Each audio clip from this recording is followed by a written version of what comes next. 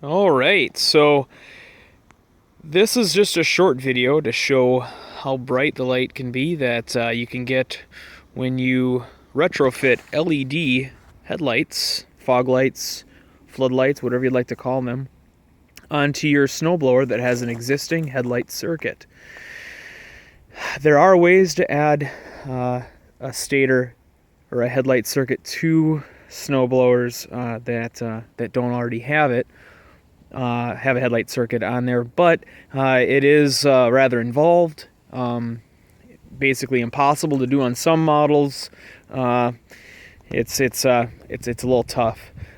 So this is just a short video on how to, basically how crazy bright it can be if you you retrofit the LED floodlights onto your snowblower. This is a Honda HS928. Sweet little snowblower. Love it. It came with a headlight that maximized the 3 amp stator that was already existing for the headlight circuit. So there is no onboard battery on this particular snowblower. So basically any snowblower, most snowblowers, I won't say all of them, but all of them that I know of that have an onboard battery, that's the only case when you'll have a DC, basically a rectified DC circuit.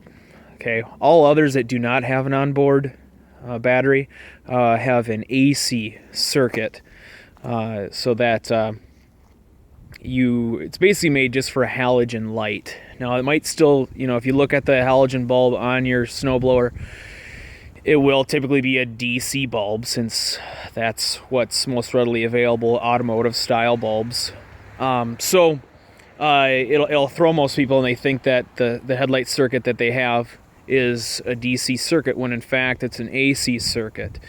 Halogen and incandescent bulbs in general do not care whether they get AC or DC current, because, well, they don't flicker fast enough to show the AC changing polarity, or and they're not polarity sensitive. So you can throw a DC halogen bulb on AC, as long as the voltage is within the same range, you're just fine. So anyways, maybe this video isn't staying so short, but I'm trying to think of some of the questions that we've gotten on the snowblower forum that are kind of some of the basics.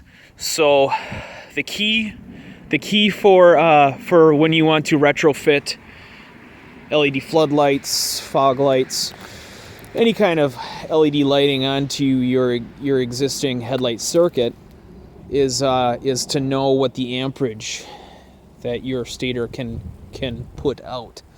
If you exceed that amperage, you will burn up the stator, and now you're really in a pickle. So it's rather involved in some cases with shrouds and whatnot to replace the stator. So not something you probably want to be messing around with. It'd probably be a couple $100 in repairs. So not that it can't be done, but you just don't want to go there. Kind of got off track there. You want to know the amperage, so that you may have to call up the manufacturer. Probably the safest thing is just to go off of the original wattage of your halogen, and just don't exceed that. So look up either, let's say you don't have that bulb anymore, you don't know what it was. Well, look up what it would have been, what it would have come with in the first place. Call the manufacturer again, or do some work before you just give up on it. The information is out there somewhere. So in this case, I had figured out that there's a 3 amp stator on this particular snowblower, which gives me a lot. In most cases, if you just don't know what, let's say you would just have the headlight circuit wire just hanging off the side of the engine, well, then you obviously don't have a reference for a bulb then in that case. and let's say you can't find manuals, you're just pulling your hair out, the safest guess is a 1 amp stator. Okay, so if you're really trying to make an educated guess, just go with 1 amp and don't exceed that. So now when I'm saying 1 amp, that's extrapolated from the voltage range. So most snowblowers are going to be putting out on load. So when they have a light attached, they're going to be at around like 12 to up to like 22 volts. So by doing a simple amperage calculator you just do a Google search, you put in the voltage, you put in the wattage. So if you had the original bulb you're looking at, it'll say, 20 watts or something like that. You can extrapolate your amperage then. So I have 3 different lights on my particular snowblower. This maximized then the amperage. So I'm right near 3 amps. So pretty awesome little lighting here. I'm pretty proud of it. I don't have a switch on it right now. I don't live like in the suburbs where I might have someone walking down a sidewalk with their dog and I need to shut off the light to avoid blinding them or something. So you may want to put in a switch, which should be pretty easy. You're just going to break the headlight, one of the headlight wires, and just wire that up to a switch. Not a big deal. Now, I should have mentioned this earlier. You really do need to use a bridge rectifier when you're using the LEDs. LEDs are light-emitting diodes. Diodes are polarity sensitive.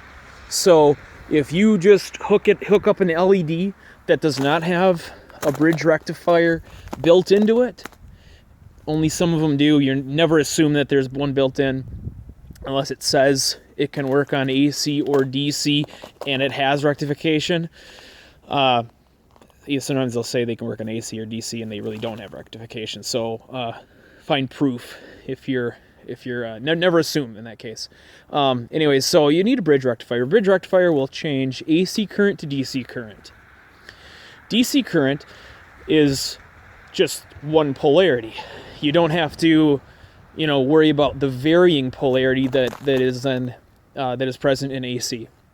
So, being a diode, they will only light up in one polarity way. So that's why, if you wire up an LED to a battery, only one way will it turn on.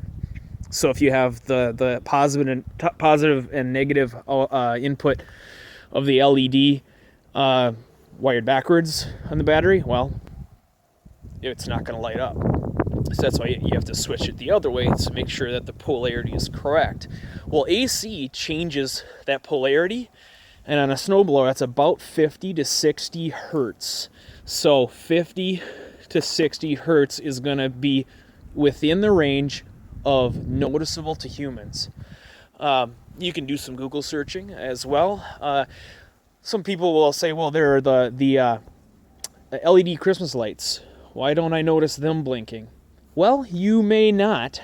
The brighter the LED, the more obvious it is that it's blinking.